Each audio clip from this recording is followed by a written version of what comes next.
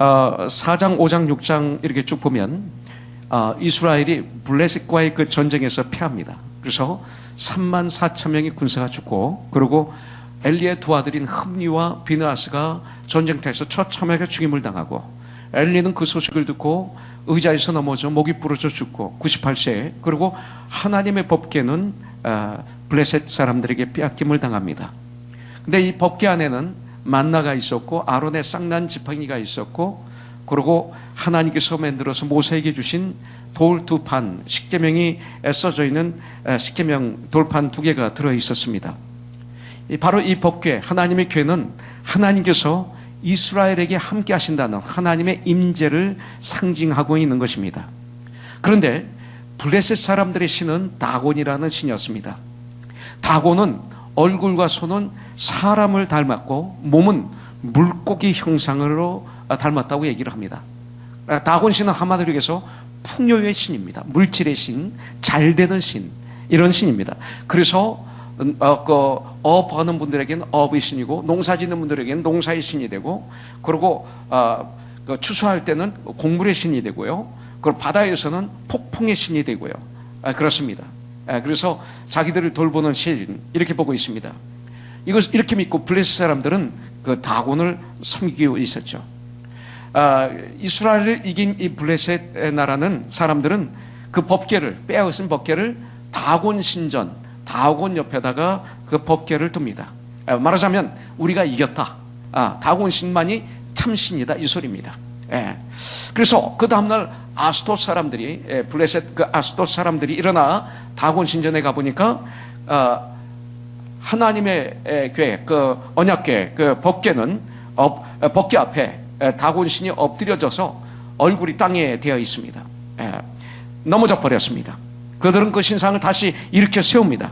그리고 그 다음날 아침에 또 가보니까 다곤 신상이 여호와의 궤 앞에서 완전히 또 엎드려져서 얼굴은 땅에 닿았고, 그리고 머리와 두 손목은 끊어져 있다고 그랬어요. 그래서 문지방에 있었다고 그랬습니다. 그래서 그들은 문지방을 밟지 않습니다. 그리고 다곤의 몸뚱이만 남았다, 이렇게 성경은 말하고 있습니다. 하나님의 궤 앞에 다곤 그 나무로 만든 이 신이 무너지는 것을 보게 됩니다.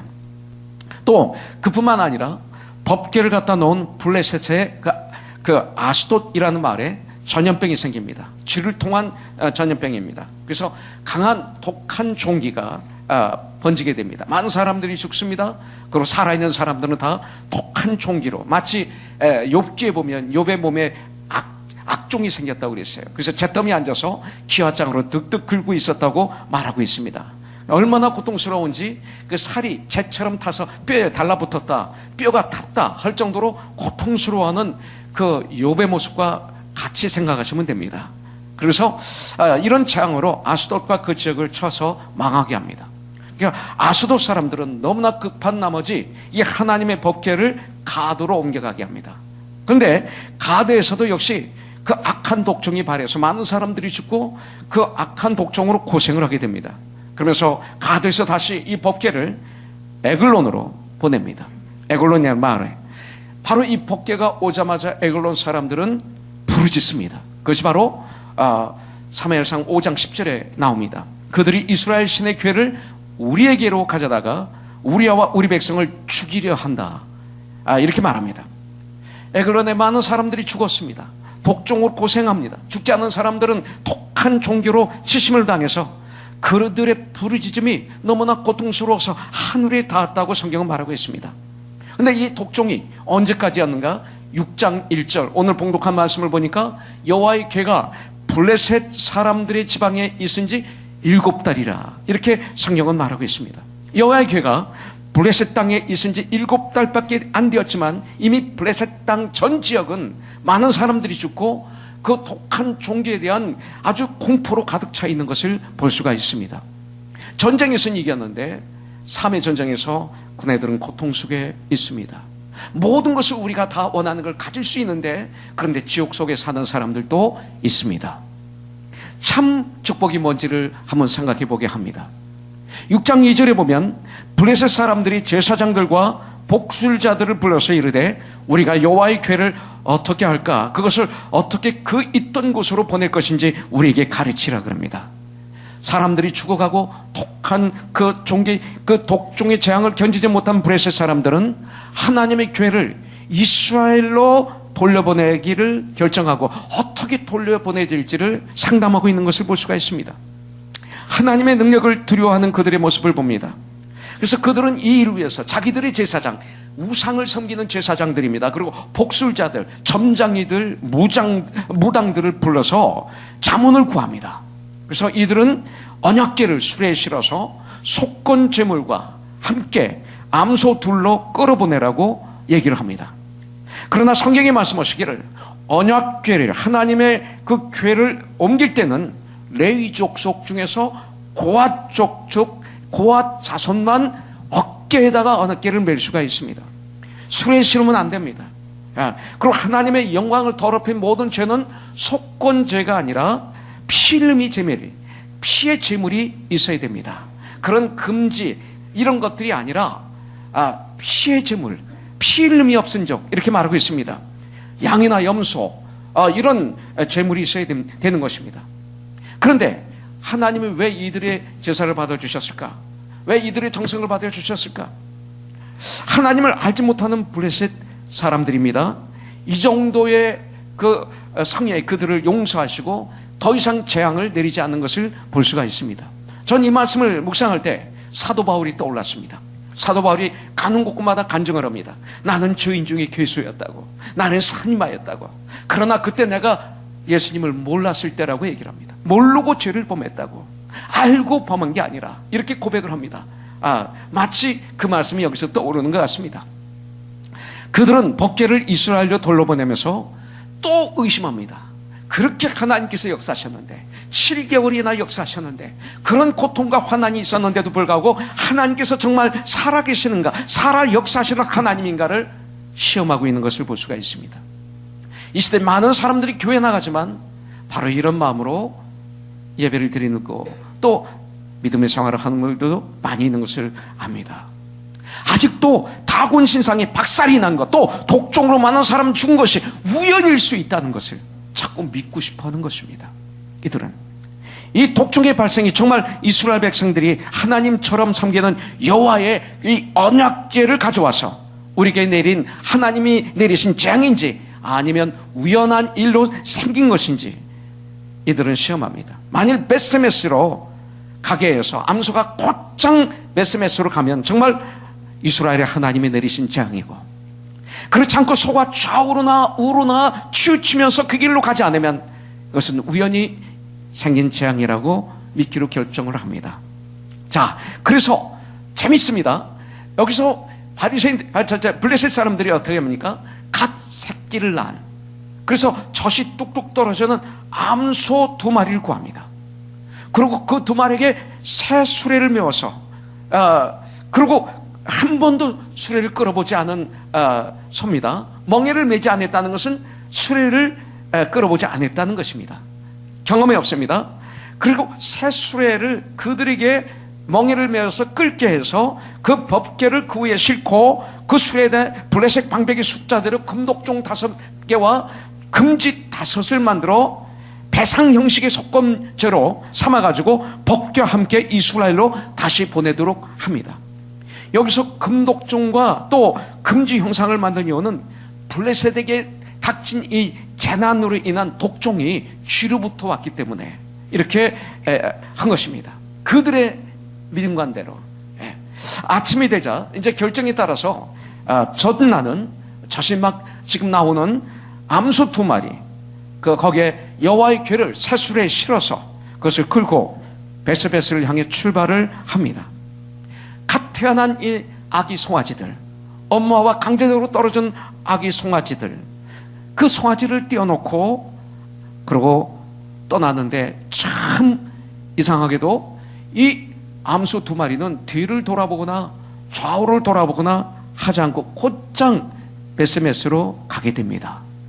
그 먼 거리를 이 소는 처음으로 멍에를 맺고 처음으로 수레를 끌어서 한 번도 가보지 않은 길인데, 또 그 길이 아스팔트 길도 아니고 좋은 길도 아닌데, 갓 태어난 자기의 자식, 정말 갓 태어난 그 송아지를 떼어놓고 강제로 떼어놓음을 당한 암소인데도 불구하고 법궤를 실은 수레를 끌고 곧장 블레셋에서 베세메스까지 도착한 것, 이것이 바로 오늘 우리가 읽은 본문의 내용입니다. 저는 한 주일 동안의 기도 속에서 소 2마리가 자꾸 제 마음에 와닿았습니다. 이 암소 2마리를 통해서 주님이 어떤 교훈을 주시기를 원하시는가? 성경에는 그냥 우연히 써진 말씀이 하나도 없기 때문에, 그래서 오늘 이 암소 2마리를 통해서 영적인 교훈을 우리가 받는다면 축복이 될 수 있습니다. 오늘 이 말씀을 통해서 몇 가지를 주님의 음성을 듣기를 원하는데요, 이 암소 2마리는 좌로나 우로나 치우치지 않고 아주 베세메스까지 앞으로 곧바로 가는 암소 2마리를 오늘 성경을 통해서 볼 수가 있습니다. 근데 이것이 우연입니까? 아닙니다. 지금 블레셋 사람들은 자기들이 원하는 그 우연히 재앙이 내린 것으로 하고 싶어서 이분들은 별짓을 다 합니다. 마치 예수님을 시험하기 위해서, 함정에 넣기 위해서, 죽이기 위해서 아주 이상한 질문을 만들어가지고 질문할 때, 그분들은, 사두개인들은, 바리새인들은, 제사장들은 그 질문을 던지기 전에 모여서 연구해서 나온 그 아주 말도 안 되는 질문, 그러고 낄낄거리고 웃으면서 우리는 이제 이겼다, 예수를 이제 우리가 잡아서 죽일 수 있다 믿었을 거예요. 근데 그렇게 안 됐죠. 이번에도 마찬가지입니다. 보세요. 그들은 하나님의 계가 베세메스를 향해서 가지 못하도록 별짓을 다 했습니다. 이 말씀을 보면, 그래서 아직 멍에를 메어보지 않은 젖나는 암소 2마리를 택한 거예요. 왜? 멍에를 메고 베세메스에 왔다 갔다 한 소는 잘 가니까 한 번도 안 가본 소를 정한 것입니다.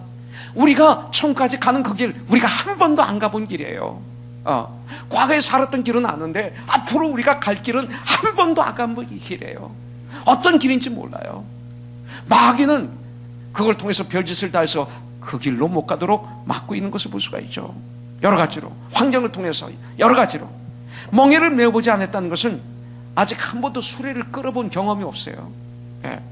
멍에를 메기 하기 전에 먼저 이스라엘은 소를 훈련시킵니다. 계속 어떻게 됩니까? 어미가 멍에를 메고 밭을 갈 때 새끼 소는, 송아지는 어미 옆에 멍에를 만들어서 거기다 고개만 집어넣고 머리만 집어넣고 같이 따라다니는 훈련을 합니다. 그냥 멍에를 매지 않습니다. 송아지 때부터 이 멍에를 만들어서 그냥 머리를 집어넣고 엄마를 따라다니는 거예요. 아빠를 따라다니는 거예요. 이게 송아지입니다. 그렇게 훈련을 받아서 나중에 멍에를 메고 밭을 갈고 물건을 싣고 그렇게 합니다. 근데 이 소는 한 번도, 송아지 때도 이걸 훈련도 받아보지 않았고 멍에를 맨 적이 없었습니다. 그리고 처음 가는 길입니다. 처음 멍에를 맸기 때문에 길을 잘 가는 것도 힘들었을 것입니다. 수레를 끄는 건 무척 힘들었을 것입니다. 또 새끼 송아지가 있으니, 자기가 낳은 송아지가 강제로 떼어놨으니 그 암소들이 자기를 찾는 새끼 송아지를 그 울 때 그 마음이 얼마나 아팠을까요? 그 자기의 아들, 딸들, 새끼 송아지를 사랑하는 이 본능까지도 참고 법궤를 싣고 인도자도 없이 스스로 목적지를 찾아가는 이 시험을 블레셋 사람들을 하게 한 것입니다. 인간적으로 볼 때는 이것은 100% 가지 못하는 거예요. 좌로나 우로나 치우칠 수밖에 없어요. 다시 같은 길을 돌아서서 와야 돼요. 그들이 생각할 때는, 인간적인 관점으로 볼 때는, 지금까지 내가 배운 경험과 지식과 모든 능력으로 보면 다시 돌아와야 됩니다. 여러분들, 이것을 함으로 오히려 하나님의 임재를, 그들에게 내린 재앙이 하나님께로 통한 것이 인정하게 되었습니다. 그들이 시험이 오히려 우리 믿는 자들이 축복이 되었습니다. 우리에게 마귀는 고난을 줍니다. 환난을 줍니다. 그러나 예수 안에 거하는 우리에게는 그것이 유익이 되고 축복이 될 수 있다는 것입니다. 하나님의 법궤가 머물러 있던 에글론 땅에서 이 베세메스까지는 한 22km 정도가 됩니다. 꽤 먼 거리였습니다. 어머니 소로부터 떨어지지 않으려고 계속 울부짖는, 발버둥 치는 송아지의 모습을 한번 그려보십시오. 그리고 그 어머니 소의 심정을 한번 생각해 보십시오. 베세메스를 향하러 가는 그 길은 소가 처음 가는 길입니다. 처음 매어보는 멍에입니다. 새끼들은 뒤에서 우러대고 있습니다. 내 길을 떠나야 됐습니다. 이것이 우리의 믿음의 길이 아닐까요? 예수 믿는 우리들이 전까지 가야 되는 그 길이 아닐까요? 인도하는 사람도 없습니다. 베스메스까지 알아서 가야 되는 길, 쉬운 길이 아닙니다. 나를 끌고 가는 사람이 없습니다. 그렇기 때문에 수레를 뒤엎고 그러고 누워있을 수 있고 되돌아갈 수 있었습니다. 그런데 목적지까지 곧바로 갔습니다. 소들은 묵묵히 자의 직분을 감당해서 목적을 이루었습니다. 저는 이 소를 보면서 저를 봅니다. 믿음의 저를 봅니다. 조그만 어려움이 와도 감정에 치우치고 이해와 관계에 치우치고 인정에 얽매여서 내가 해야 될 일을 포기하고 가야 될 길을 가지 않을 때가 얼마나 많이 있었죠. 여러분들, 내 기분에 따라 사는 교회 나오는 분들이 이 시대에 얼마나 많은지. 예수님이 주인이 아니라 내 감정이, 내 경험이, 나의 지식이, 나의 능력이 하나님의 사람을, 그것을 기분에 따라 사는 사람이라고 합니다. 메스메스로 법궤를 싣고 가는 암소는 고삐를 잡아주는 사람이 없어도, 협력자가 사람이 없어도 자기 길을 갔습니다. 12절에 보니까 암소가 베스메스 길로 바로 행하여 대로로 가며 갈 때 울고 좌나 우로 치우치지 아니하였고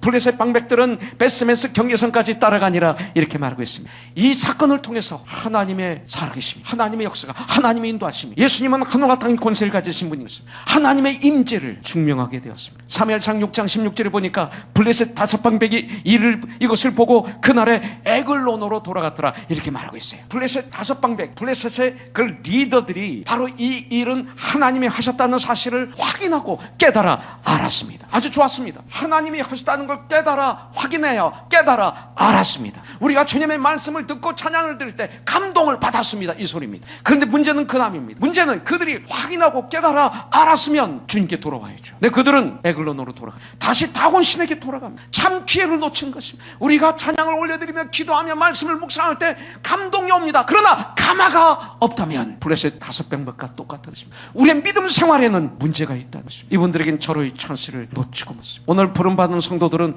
믿음의 길을 가다가 뒤를 돌아봐서는 안 됩니다. 좌나 우로 치우치면 절대 안 됩니다. 주님께서 예수님을 따르는 제자들에게 마태복음 8장 22절에서 이렇게 말씀하고 있습니다. 예수께서 이르시되 죽은 자들이 그들의 죽은 자들을 장사하게 하고 너는 나를 따르라.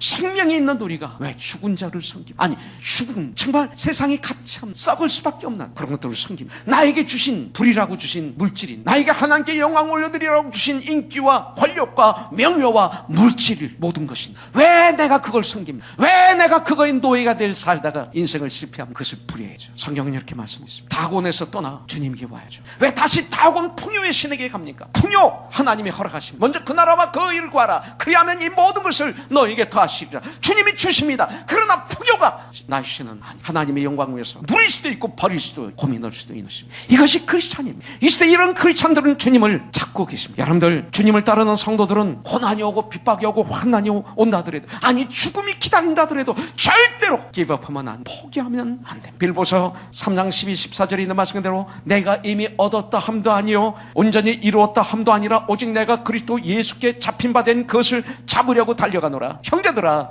나는 아직 내가 잡은 줄로 여기지 아니하고 오직 한 일, 즉 뒤에 있는 것은 잊어버리고 앞에 있는 것을 잡으려고 표대를 향하여 그리스도 예수 안에서 하나님이 위해서 부르신 부름의 상을 위하여 나는 달려가노라. 주님은 오늘 말씀하고 있습니다. 여러분들, 창세기 19장에 보면 아브라함의 중보기도를 통해서, 롯을 통해서 그 소돔과 고모라 멸망의 도시에서 구원함을 받아서 나오는 롯의 가족. 그러나 롯의 부인은 그것을 너무나 안타까워해서 소돔과 고모라에 놓고 왔던 그 더러운 것들을 너무나 안타까워해서 뒤돌아봤다가 소금기둥이 됩니다. 뒤돌아보면 소금기둥이 됩니다. 여러분들, 사사기 16장에 보면 사사 삼손이 하나님으로부터 눈을 돌려서 기생 블레셋 여인을 바라보는 순간, 그의 손을 잡는 순간 그는 두 눈을 빠지게, 두 눈이 빠지게 됩니다. 감옥에서 맷돌을 돌리는, 이제는 사람들의 웃음거리가 된 장난감이 되고 말았습니다. 뒤돌아서면 두 눈이 빠집니다. 뒤돌아서면 감옥에 갇힙니다. 뒤돌아서면 장난감이 되고 비웃음의 대상이 되고 맙니다. 여러분들, 히브리서 12장 2절에 보면 믿음의 주여 또 우리를 온전케 하시는 예수를 바라보자. 예수는 그 앞에 있는 기쁨을 위하여 십자가를, 그 고난을, 그 죽으심을, 그 모욕을 참으사 우리를 위해서 부끄러움을 개의치 아니하시더니 하나님 보좌, 그 하늘과 땅의 권세를 가지신 하나님의 보좌 오른편에 앉으셨느니라. 예수님입니다. 우리들의 믿음의 생활 목적지까지 잘 도착하는 두 암소와 같이 이 믿음의 여정의 길, 이 나그네 길, 천국까지 가는 그 길을 우리가 좌우로 나오노라 치우치지만 믿음의 주여 또 우리를 온전케 하는 예수를 바라보며 이 두 암소처럼 목적지인 벳세메스까지 천국까지 우리가 걸어가는 코너스톤이 되기를 우리 주님의 이름으로 축복합니다. 예수님만 바라보며. 그래서 그들은 성령님의 인도하심을 받아서 벳세메스에 잘 도착했습니다. 그 젖이 나오는 암소 두 마리가 벳세메스로 향할 때 브레스 사람들은 과연 저 두 암소가 벳세메스까지 잘 갈 수 있을까? 아니요. 그들은 분명히 믿었을 것입니다. 못 갈 것이다. 강제로 새끼 송아지를 떼어놨는데 분명히 돌아올 거야. 가다가 처음으로 멍에를 매는데 분명히 가다가 포기할 거야. 좌로나 우로나 삐뚤삐뚤 할 거야. 첫 번 운전하는 사람들처럼. 이것이 100% 세상 사람들의 생각입니다. 그렇게 되기를 원했을 것입니다. 그래서 그렇게 되는 걸 보기 위해서 블레셋의 지도자 5명은 지금 따라오고 있는 것입니다. 그런데 두 마리 소, 이 암소 두 마리는 목적지인 벳세메스까지 아무 사고도 없이 잘 도착했습니다. 이것이 바로 기적입니다. 천까지 가는 우리들의 여정, 주님 앞에 섰을 때 뒤돌아보니 이것이 기적이요, 이것이 은혜요, 이것이 축복이었습니다. 이것이 아닐까요? 천까지 가는 그 여정길에 물질도 필요하고 인기도 필요하고 권력도 필요하고 그 명예도 필요한 것뿐이지 그것 때문에 걸어가는 건 아니잖아요. 그것은 누려야죠. 그렇지 않습니까? 그것입니다. 벳세메스에 도착해야 됩니다. 우리 그래서 승리해야 됩니다. 그리고 지금 현재 상황에서 요셉처럼 다니엘처럼 나의 상황에 그 지위를 누려야죠. 그거 포기하라는 게 아닙니다. 우리는 이 시대를 이끌어가는 리더들이 되야죠. 빛과 소금이 되야죠. 세상 사람들이 우리가 예수님을 믿고 믿음 생활할 때 비웃을지 모릅니다. 저 사람이 언제까지 저 코너순교회 나갈 거야? 저렇게 열심히 교회에서 봉사하는데 보자, 언제까지 봉사할 거야? 신앙생활 과연 잘할 수 있을까? 저렇게 정말 우리를 의심의 눈으로 바라볼 수 있을 것입니다. 최경주 형제를 그렇게 바라보는 사람들이 많았다고 그래요. 지금까지 15년을 이렇게 왔어요. 우리는 그분을 위해서 기도해 줘야 돼. 나는 이분이 선교사가 아닌 줄 알았어요. 근데 선교사보다 더 힘든 선교사들, 매주마다 비행기를 타고 장소를 옮기고 호텔, 이 호텔, 저 호텔을 다니면서 한 번 칠 때마다 피 땀을 흘려요. 주일날 지난주 예배 드리고 제 방에서 뭐라고 그러냐면 같이 셀레브레이션 20를 같이 보고 있다가 저렇게 행복하게 찬양하면, 저렇게 열심히 행복하게 찬양하면 얼마나 좋아. 우린 이게 뭐야. 한 번 칠 때마다 피가 말라. 그 조그만 구멍에 이걸 집어넣으려고 하는데 이게 한 번 칠 때마다 미치겠어. 무릎을 치면서 그러더라고요. 미치겠어. 주님께 영광 올리는 아들이기 때문에 기도가 필요. 저분 선교사. 지난주에 우리 알렉스 형제에게 문서 선교사로 임명해서 크리스천 헤레드를 섬기시.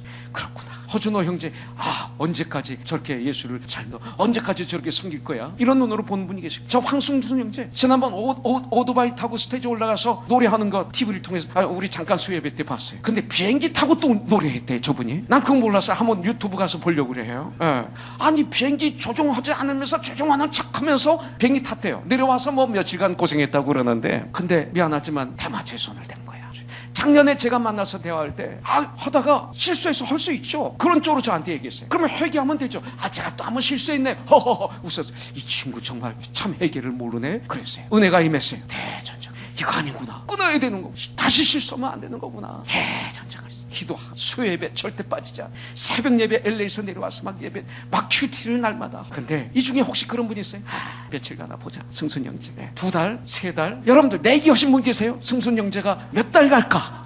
3개월 갈까? 5개월 갈까? 아니야. 그 에글론에 하나님 교회가 7개월 있으니까 7개월은 갈 거야.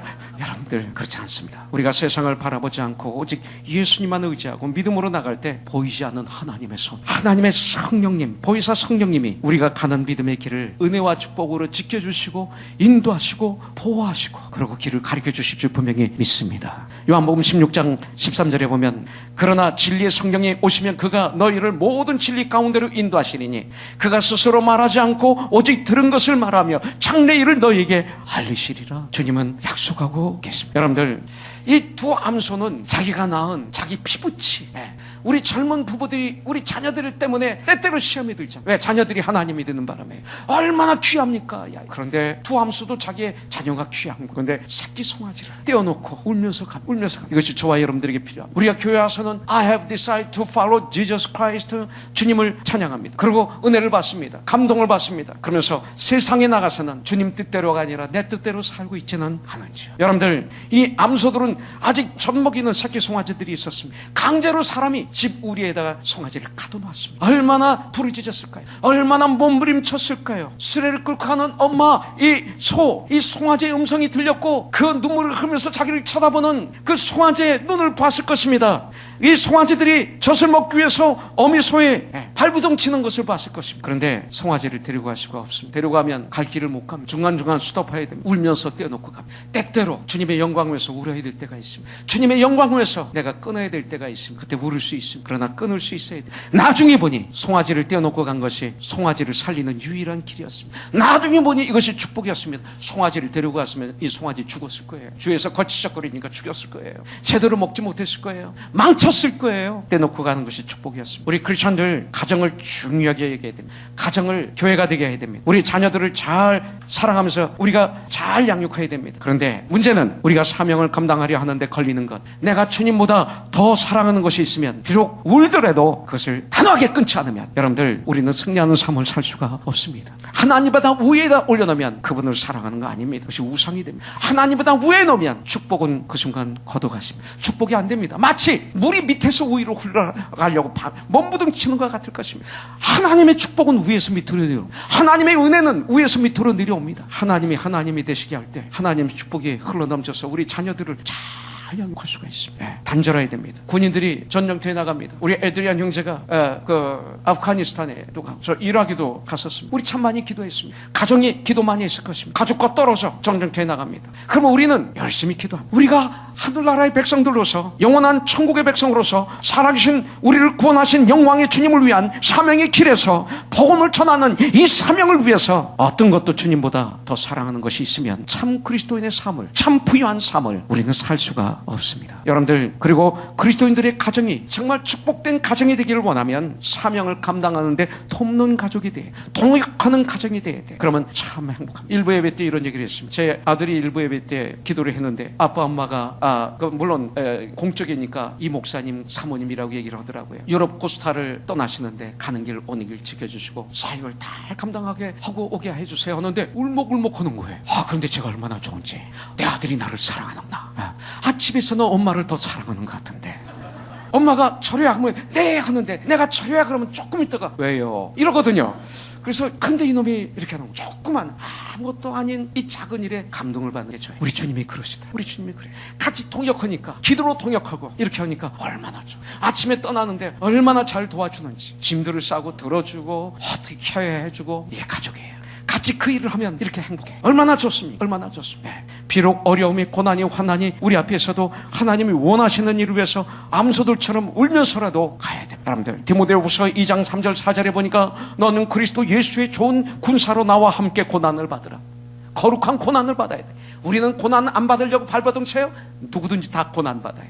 근데 그 선하게 고난받느냐, 거룩하게 고난받느냐, 그렇다면 더럽게 썩어질 고난을 받느냐는 여러분들이 좋습니다. 선택해야 되는 거예요. 그리스도의 좋은 군사로 나와 함께 고난을 받자. 고난을 받자. 군사로 복마는 자는 자기 생활에 얽매는 자가 하나도 없나니 이는 병사로 모집한 자를 기쁘게 하려 함이라. 경계하는 자가 법대로 경계하지 아니하면 승리자의 면류관을 받지 못할 것이며, 이렇게 말하고 있습니다. 여러분들, 좋은 군인으로 사는 사람은 자기 생활에 얽매인 자가 없고 모집한 자만을 기쁘게 한다고 성경은 말하고 있습니다. 그때 군인은 보람이 있는 거예요. 그래서 미국에서는 군인을 아주 존경합니다. 비행기 탈 때도 특별 대우 해줍니다. 군인들을. 비즈니스석에 석이 남으면 군인들을 태워줍니다. 그 미국입니다. 네. 우리 크리스천들이 그래야 돼요. 참 크리스천 그렇게 해야 돼요. 어제 큐티 말씀을 보면 사무엘의 두 아들이 나와요. 요엘과 아비야가 나옵니다. 사무엘 선지자는 그를 사사로 세웁니다. 그 당시 사사는 나라를 통치하는 자를 말합니다. 예. 그러나 뇌물을 받고 재판을, 판결을 굳게 하는 아주 악한 사사가 되고 말았어요. 잘못된 아들들이었습니다. 그렇다면 사무엘이 이스라엘의 모든 장로들이 찾아와서 아들들에 이야기하면 창피하고 부끄러워하며 자기가 선지자의 사역을 사표내야 됐을 것입니다. 그런데 왜? 아들들이 분명 하나님 앞에 큰 죄를 범한 거예요. 그건 사실입니다. 그런데 사무엘이 하는 방법이 그게 아닙니다. 그들이 그렇게 얘기할 때 사무엘은 기뻐하지 않았다 그랬습니다. 자기 아들들을 사랑해서? 아닙니다. 사무엘은 남들이 안 보는 걸 볼 수 있었습니다. 7절에 보니까 여호와께서 사무엘에게 이르시되 백성이 내게 한 말을 다 들으라. 이는 그들이 너를 버림이 아니요 나를 버려 자기의 왕이 되지 못하게 함이니라. 이렇게 말씀하셨어요. 여러분들, 만약 사무엘 선지자가 온 이스라엘 장로들이, 지도자들이 그렇게 말할 때 부끄러워하고 미안해하고 선지자의 사역을 그만두었다면 하나님의 영광 가리는 거예요. 이것은 노입니다. 분명 사무엘은 아들들이 하나님이었어요. 이렇게 하지 않은 게 아들들이 하나님이 아닌 거예요. 이스라엘의 모든 장로들의 핵심을 사무엘은 볼 수 있었어요. 하나님의 눈으로. 사무엘의 결점, 사무엘의 흠을 찾아서 그것을 기회로 자기들이 원하는 것들을 이루려 하는 것을 사무엘은 알았던 것입니다. 지도자는 이것을 알아야 돼요. 우리 인간은 완벽하지 않습니다. 진정한 크리스찬들이 완벽합니까? 때때로 죄를 집니다. 잘못된 길로 갈 때가 있습니다. 근데 그것을 지적받고 깨달아 알았을 때 참된 회개하면 되는 거예요. 그리고 거기서 주님 앞에 돌아오면 되는 거예요.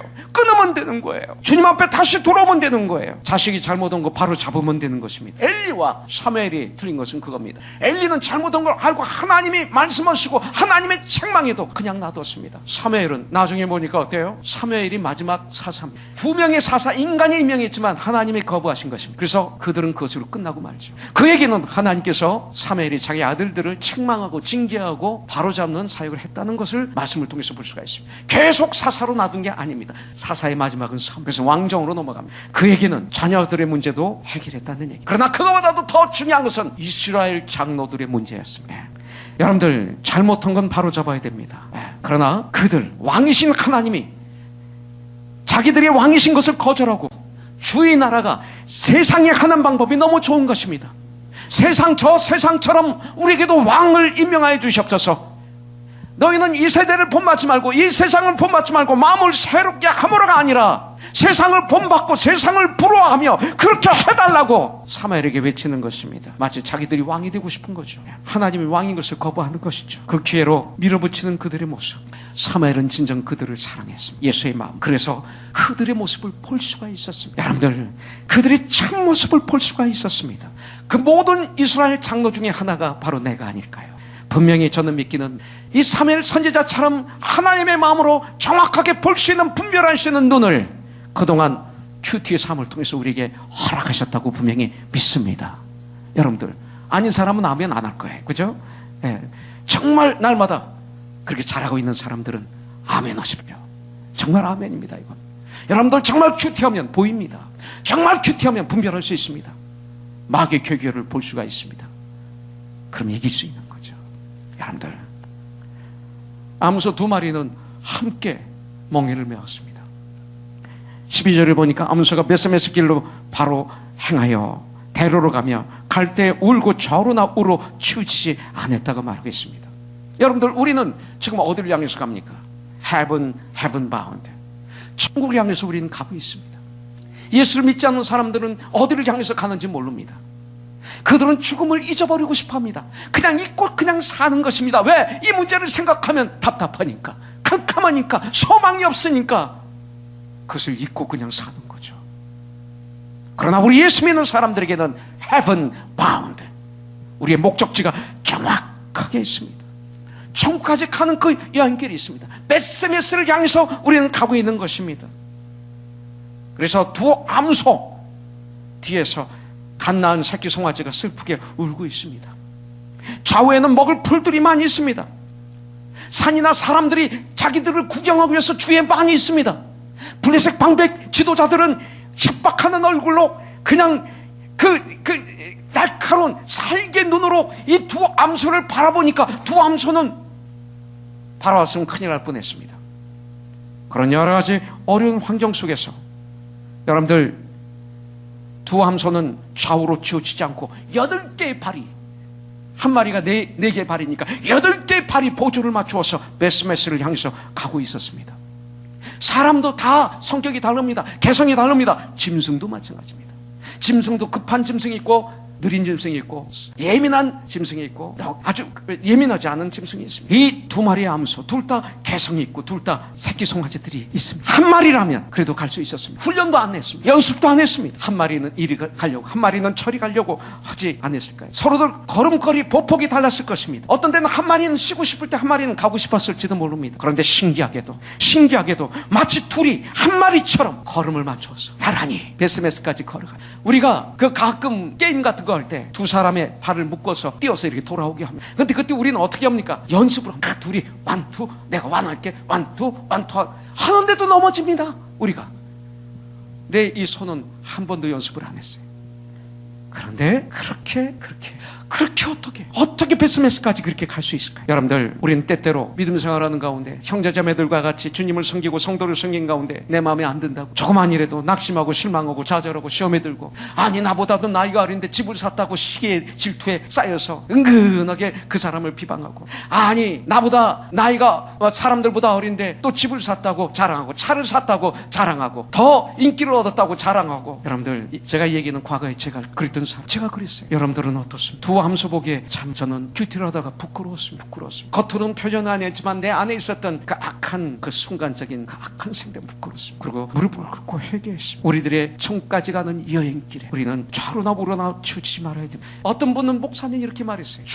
좌편은 뭐냐? 핍박, 환난, 고난, 공고, 역경. 우편은 뭐냐? 모략과 유혹과 그렇고 미혹과 시험이다. 이렇게 얘기하는 게 있습니다. 이런 거에 흔들리지 않고, 여기에 매이지 않고, 여기에 붙잡히지 않고, 여기에 노예가 되지 않고, 여기에 치우치지 않고 믿음의 주 우리를 온전하시는 예수를 바라보며 전진해야 될 줄 분명히 믿습니다. 여러분들, 구레네 시몬은 예수님이 지고 가시는 십자가를 지고 예수님과 동행하다가 큰 축복을 받았습니다. 엘리사는 엘리야와 함께 동행하다가 갑절의 영감을 받게 됩니다. 여호수아와 갈렙은 모세와 함께 한마음이 되어서 일을 하다가 그들은 족과 꿀이 흐르는 가나안 땅에 들어가는 축복을 받게 됩니다. 바울과 프리스킬라와 아굴라를 보십시오. 바울과 신라를 보십시오. 바울과 누간을 보십시오. 바울과 디모데를 보십시오. 얼마나 아름답습니다. 나이 차이가 나고 그리고 문화 차이가 나고 여러 가지 차이가 났을 텐데 어떻게 그렇게 아름답게 일을 했을까요? 나 영적인 아들 디모데야, 나이가 엄청나게 차이 나는데도 어떻게 그렇게 아름답게 통역할 수 있었을까요? 누가 하나님의 교회를 참으로 섬기는 사람입니까? 누가 나와 함께 전까지 걸어갈 수 있는 사람입니까? 예수의 마음을 가지고 상대방을 배려하면서 걸어가는 사람들이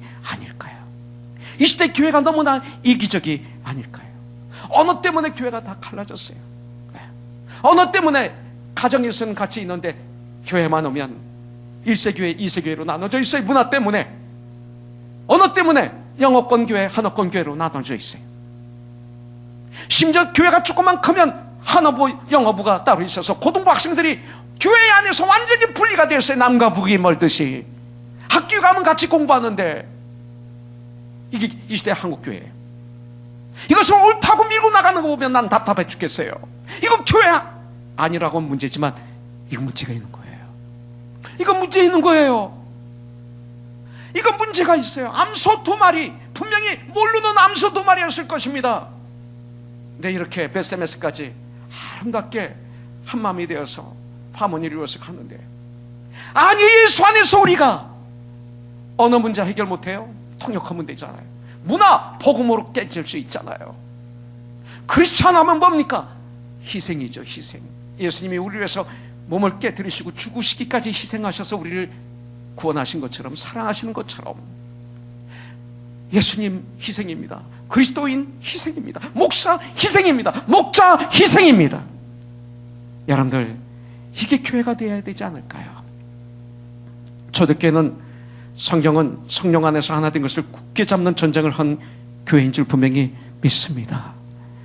14절에 보니까 수레가 베스메스 사람 여호수아의 밭 큰 돌에 있는 곳에 이르러 선지라. 무리가 수레의 나무를 패고 그 암소들을 번제물로 여호와께 드렸습니다.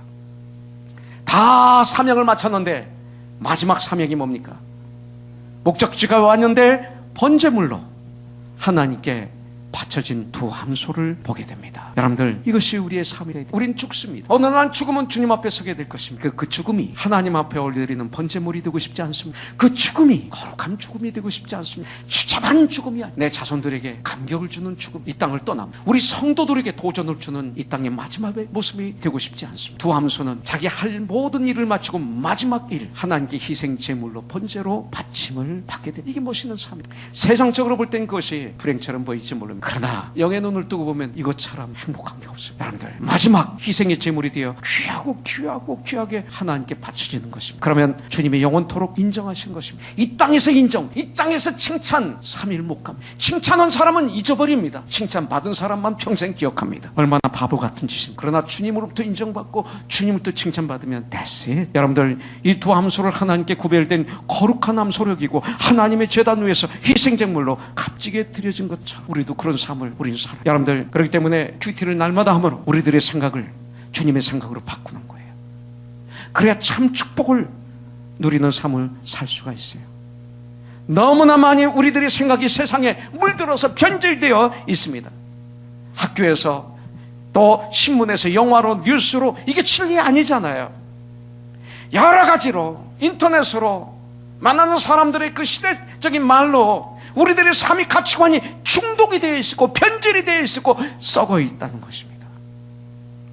이것이 우리 믿는 사람들이 해야 될 최소입니다. 성령으로 거듭난 하나님의 백성, 베세메스까지 도착한 암수 두 마리처럼 이미 하나님께 거룩히 구별된 하나님의 사람, 우린 택함받은 하나님의 사람. 수많은 암소들이 있는데 블레셋에 수많은 암소들이 있어요. 그런데 그 중에 딱 두 마리만 택함받았어요. 그렇습니다. 우리가 그렇게 택함받은 이 세상에 얼마나 많은 사람이 있어요. 근데 그 중에 주님이 우리를 주셨어요. 그리고 우리를 코너스톤의 형제자매들로 삼주셨어요. 택함받은 백성, 왕같은 제사장, 선택받은 백성, 주님의 자녀들, 귀한 하나님의 백성. 이제는 썩어질 것에 더 이상 노예가 되면 다니엘처럼 요셉처럼 우리 삶은 유익을 주고 하나님께 영광을 드리고 내가 있기 때문에 그곳에 죄가 물러가고 마귀 사탄이 도망가고 주의 진리가 춤추고 즐거워 이런 사람이 돼야 돼. 오직 하나님의 제단 위에 나를 온전히 불사르는 이 헌신의 삶을 살아야 돼. 거기서 나의 자와 욕정을 정욕을 죽이고 하나님의 뜻을 쫓아 거룩히 구별된 삶을 살아야 됩니다. 이것이 쉬운 일입니다. 갈라디아서 2장 20절에 보면 이제는 내가 죽고 주님만 살고 이런 단어 때문에 꼭 무슨 순교자 같은 생각을 하고 있고 또 희생하는 것, 내가 무엇을 희생한다 생각하는데 아니, 내가 죽는 게 뭡니까? 시기 질투가 죽는 거예요. 음란이 죽는 거예요. 살인이 죽는 거예요. 교만이 죽는 거예요. 험담이 죽는 거예요. 가십이 죽는 거예요. 불신이 죽는 거예요. 얼마나 좋습니까? 이런 것들을 죽이라는 것입니다. 이게 얼마나 큰 축복입니다. 여러분들, 며칠 전에 큐티에 이스라엘 백성들은 블레셋과의 전쟁을 하기 위해서 에벤에셀 곁에 진을 치고 싸웠습니다. 그러나 처참하게 패하고 4,000명의 군사가 죽습니다. 에벤에셀이라는 것은 무엇입니까? 도움의 바위라는 것입니다. 그러니 참된 해결을 하는 것이 아니라 하나님의 교회를 가져옵니다. 그러나 오히려 3만 명이 죽습니다. 그들은 에벤에셀을 믿었고 그들은 하나님의 궤를 믿었던 것입니다. 그래서 3만 4천 명이 죽은 것입니다. 예수님을 믿지 않습니다. 예수님을 알았어요. 사도행전 3장 6절에 보면 베드로가 이르되 그 성전에 기도하러 들어가다가 미문 뷰티풀 게이트 그 앞에 나면서부터 걷지 못하는 거린이 앉아서 공양을 불쌍히 여김을 받게 됩니다. 나를 보라, 혹시 돈이나 받을까 해서 쳐다봅니다.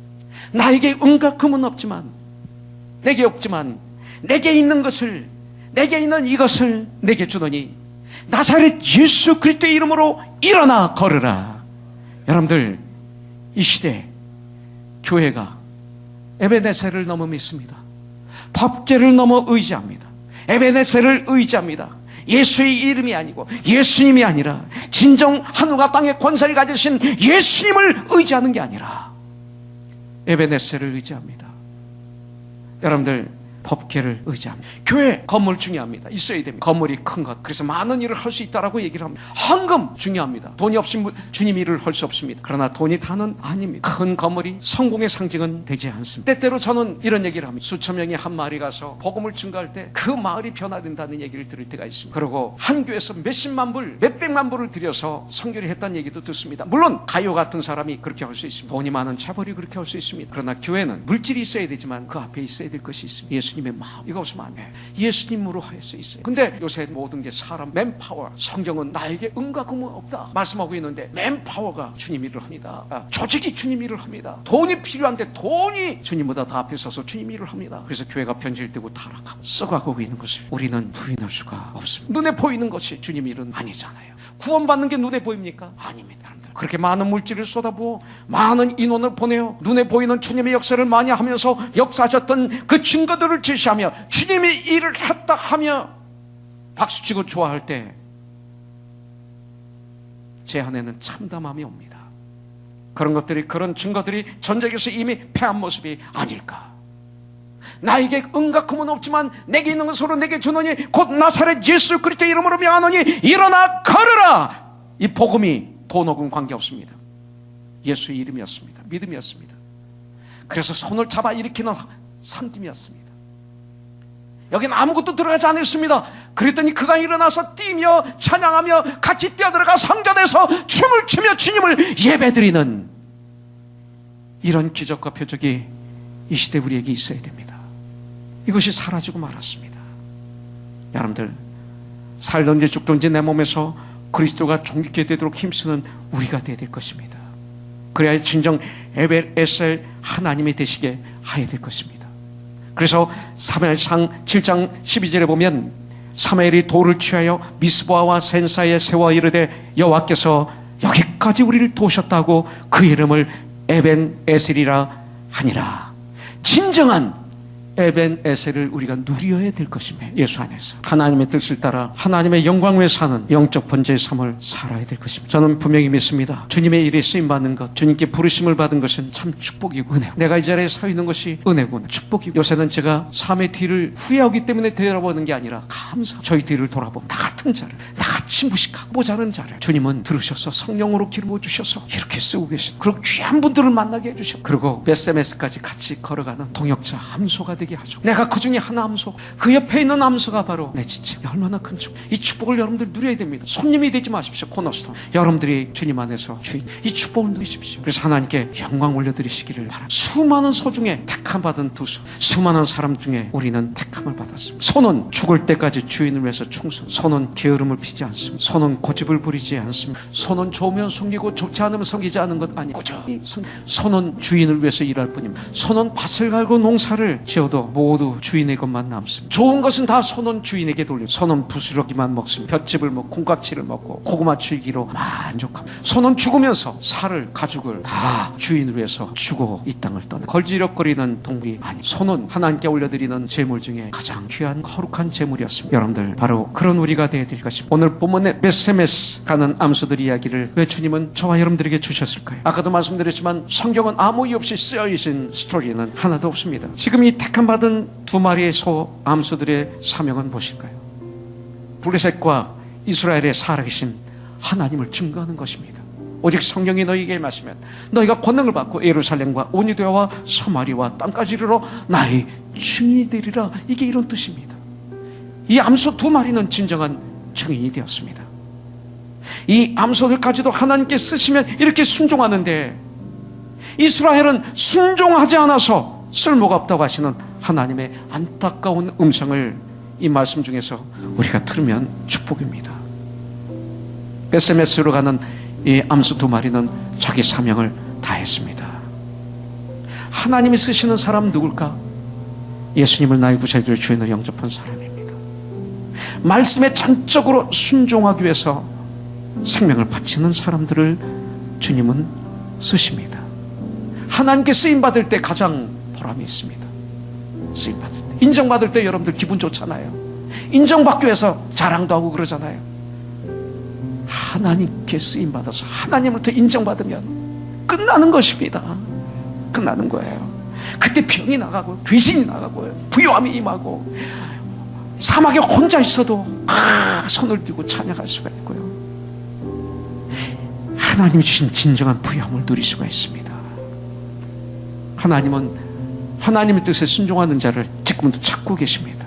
시편에 보면 순종이 제사보다 낫다고 성경은 말씀하고 있습니다.